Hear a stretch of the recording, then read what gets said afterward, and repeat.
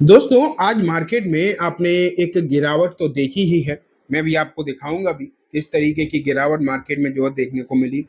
उसके बाद रिकवरी भी आई, नो डाउट रिकवरी भी आई। मैं ये नहीं कह रहा कि गिरावट आई तो रिकवरी नहीं हुई, डेफिनेटली रिकवरी भी हुई। लेकिन बात ये निकल कर आती है कि ये गिरावट भी देखी, ये रिकवरी भी देखी, इसके पीछे के कारण भी समझ में आ रहे हैं कहीं ना कहीं। ऐसी भी बात नहीं है कि समझ में नहीं आ रहा हो, क्योंकि जो ईरान इसराइल वाले युद्ध चल रहे हैं दोस्तों, जिस तरीके से सिचुएशन जो है बनती हुई दिखाई दे रही है, वो टेंशन भरी तो है, इसमें तो कोई डाउट नहीं है। लेकिन अब इससे भी बड़ी एक टेंशन जो है कहीं ना कहीं दिखाई दे रही है, और अमेरिका की तरफ से एक जो है धमकी, एक तरीके से आप कह सकते हो, दी जा रही है भारत को, भारत की इकोनॉमी को। आज की इस वीडियो में जो है हम उसी के बारे में चर्चा करने वाले हैं कि अमेरिका की जो धमकी है वो क्या है, किस तरीके की, और उसका क्या इम्पैक्ट रहेगा। उससे पहले आगे चलूं, मैं बोलना चाहूंगा इस चैनल को जरूर सब्सक्राइब कर दो दोस्तों, क्योंकि यहाँ पर मैं इसी तरीके की चीजें आपके लिए लेकर आता हूँ।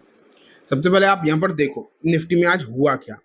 शुरुआत में तो काफी तेजी थी, खुला तो था ही गैप डाउन, और मतलब खुलने के बाद और आधा परसेंट नीचे चला गया। लेकिन अच्छी चीज ये रही कि निचले स्तर जो इसने बनाया वहां से लगभग आधे परसेंट के आसपास ऊपर आकर बंद हुआ है। 24,830 तक इसकी जो है प्राइस निचले स्तर पर पहुंची थी। एक बार को इसने 25,000 के लेवल को भी ऊपर की तरफ काट दिया था, तो चीजें जो है सही देखने को मिलने लगी थी।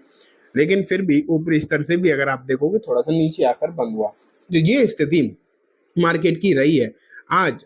और बीते कुछ दिनों में देखो क्या रहा है, वो भी मैं आपको दिखा दूं। एक महीने में अगर हम देखें तो कोई रिटर्न नहीं है, ना पॉजिटिव है ना नेगेटिव है। इस बात को आपको जरूर समझना चाहिए, क्योंकि ना पॉजिटिव नहीं है वो अलग बात है, लेकिन इतने माहौल खराब में भी, जहां माहौल इतना ज्यादा आपको वीक और खराब देखने को मिल रहा है, उसके बावजूद अगर आप देखोगे ना, तो हो क्या रहा है कि गिरावट नहीं है उस तरीके की, क्योंकि मार्केट रिकवर हो ही जाता है थोड़ी बहुत गिरावट के बाद।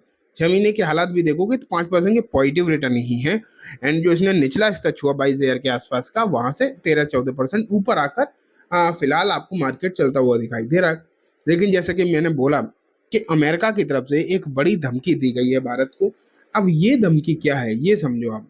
ये देखो, मैंने आपके सामने बिजनेस टुडे से एक खबर रख दी है, एंड ये खबर है economic bunker buster against Russia, India, China, US senator Vance और bill to corner Putin on Ukraine. तो यहाँ अगर आप देखोगे तो लिखा गया है, या कहा किसने, पहले ये देखो, कहा गया है ग्राम की तरफ से, ठीक है। और इनकी तरफ से क्या कहा गया है ये देखो, this is an economic bunker buster. अभी क्या हुआ है कि B2 बॉम्बिंग करी गई है ईरान पर अमेरिका की तरफ से। B2 का मतलब होता है बंकर बस्टर, मतलब जो बंकर्स को भी बस्ट कर दें। बंकर सेफ माने जाते हैं, ठीक है, और जो उसे भी बस्ट कर दे तो सोचो ये पावरफुल भी होगा। तो ये कहा जा रहा है कि B2 बॉम्बिंग जो ईरान पर करी गई, तो अब अमेरिका के सीनेटर की तरफ से एक बात निकल कर आई कि ये तो हमने ईरान पर जो किया है वो तो किया है, जो B2 बॉम्ब चलाए हैं, लेकिन अब हम इकोनॉमिक B2 बॉम्ब भी चलाएंगे। और किस पर चलाएंगे? रशिया, इंडिया एंड चाइना पर। एक तरीके से कहा जाए एशिया की जो सबसे बड़ी पावरफुल कंट्रीज हैं उनके ऊपर इकोनॉमिक B2 जो है दागे जाएंगे, ये कहा गया है। और ये क्यों कहा गया है? क्योंकि ये तीनों ही कंट्री मजबूत हैं, ये तो आप जानते ही हो। और बस ट्रंप के हाँ में हाँ नहीं मिला रहे।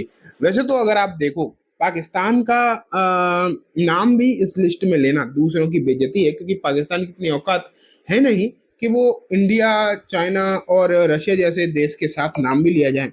लेकिन इतना जरूर है कि एशियन कंट्री में तो है ही वो।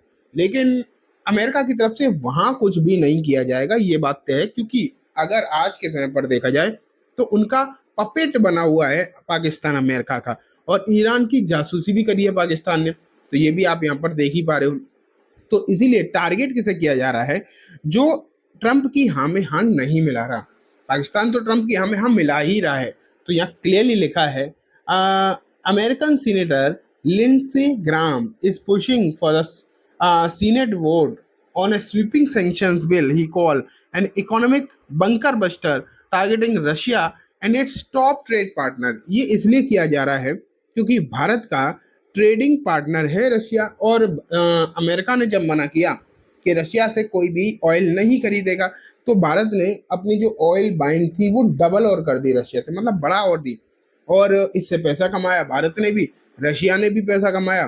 तो आप ये मान के चलिए कि यहाँ पर जो रशिया के टॉप ट्रेडिंग पार्टनर हैं जैसे चाइना एंड इंडिया, और रशिया तो खुद है ही, तो इन तीनों पर बड़े बड़े सैंक्शंस जो हैं यूएस लगाने वाला है। ये लिंडसे ग्राम जो कि अमेरिका के सीनेटर हैं, सीनेटर का मतलब होता है जैसे अपने यहाँ मेंबर ऑफ पार्लियामेंट होते हैं ना, ऐसे ही वहाँ पर सीनेटर बोला जाता है, क्योंकि अब एमपी हम बोलते हैं, ऐसे ही मान लो उन्हें। तो उनकी तरफ से कहा गया है। एनबीसी न्यूज को एक इंटरव्यू देते हुए इन्होंने कहा है कि अब जब वो सेंक्शंस की बात निकल कर आएगी तो रशिया एक्ट ऑफ 25, आप ये देख पा रहे हो, ये बिल लाने वाले हैं।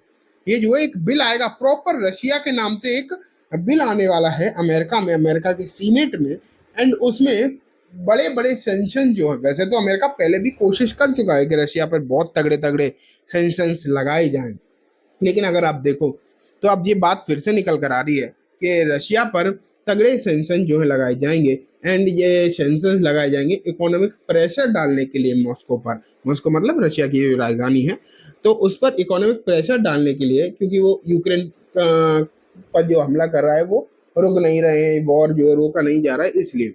तो आप अब देख पा रहे हो कि ये कहीं ना कहीं खबर तो है, और आप इसे थोड़ी सी कंसर्न भी ले सकते, थोड़ा सा टेंशन वाली भी खबर है। और आजकल ये तो देख ही रहे हो कि अमेरिका भारत के खिलाफ कुछ भी करने में, कुछ भी बोलने में जरा भी चूक तो नहीं रहा, ये तो आप क्लियर कट मान के चलो। चाहे आप इसे भारत की विदेश नीति का फेलियर मान लो, या फिर उनका ही सनकीपन मान लो, कुछ भी मान लो, लेकिन हाँ, आज के समय पर इतना जरूर दिखाई दे रहा है कि अमेरिका जो है भारत के खिलाफ कुछ भी करने से पहले 2 बार नहीं सोच रहा है, बोलना और करना तुरंत जो भी करना होता है हो जाता है। तो ये टेंशन वाली खबर है और इससे मार्केट पर इम्पैक्ट आ सकता है। लेकिन एक चीज मैं आपको और बता दूं कि अभी जून चल रहा है, लेकिन जुलाई, 9 जुलाई के दिन आप अगर देखेंगे तो जो ट्रेड टैरिफ जो लगाए गए थे और उनके लिए जो 3 महीने का रिलैक्सेशन दिया गया था, वो भी खत्म हो रहा है 9 जुलाई को। तो आने वाले जो दिन है वो मार्केट के लिए बहुत अच्छे दिखाई नहीं दे रहे, थोड़े से कहीं ना कहीं दिक्कत भरे तो दिखाई दे रहे हैं। हालांकि इससे कितनी गिरावट होगी नहीं होगी ये तो समय बताएगा, देखो उसके लिए अभी आप कुछ नहीं कह सकते, लेकिन इस तरीके की जो बयानबाजी है ये कहीं ना कहीं टेंशन क्रिएट करती है मार्केट के लिए, इसमें कोई भी डाउट नहीं है। मैं तो बस इतना ही कहूँगा कि अगर आप कोई भी खरीदारी करते हो, कुछ भी करते हो, तो थोड़ा ना सोच समझ के ही करना, आंख मूंद के कुछ भी बड़ी बड़ी खरीदारी ऐसे समय पर करना थोड़ी सी रिस्की हो सकता है, लेकिन मौके भी ऐसे ही समय पर आते हैं। गिरावट हो तो अभी तो गिरावट हो ही भी नहीं है, ये भी हमने देखा है, अब होगा तब का तब देखा जाएगा क्या करना है क्या नहीं। आप मुझे कमेंट में ज़रूर बताना कि इस खबर का इम्पैक्ट, इस एक्शन का इम्पैक्ट मार्केट पर क्या पड़ सकता है, और मार्केट के यहाँ से और नीचे जाएगा या नॉर्मल ही रहेगा। तो चलिए दोस्तों, आज की वीडियो में बस इतना ही। उम्मीद है वीडियो पसंद आई होगी। वीडियो अच्छी लगी हो तो इसे लाइक करना, चैनल को भी ज़रूर सब्सक्राइब करना, जाते जाते बेल आइकन दबाना, जिससे कि जब भी मैं कोई नई वीडियो डालूँ आपके पास नोटिफिकेशन आ जाए। एंड दोस्तों, ये वीडियो सिर्फ एजुकेशन एंड इन्फॉर्मेशन पर्पज से है, तो इसे किसी भी तरीके की बाइंग सेलिंग की रिकमेंडेशन के तौर पर बिल्कुल भी ना देखें। Thank you.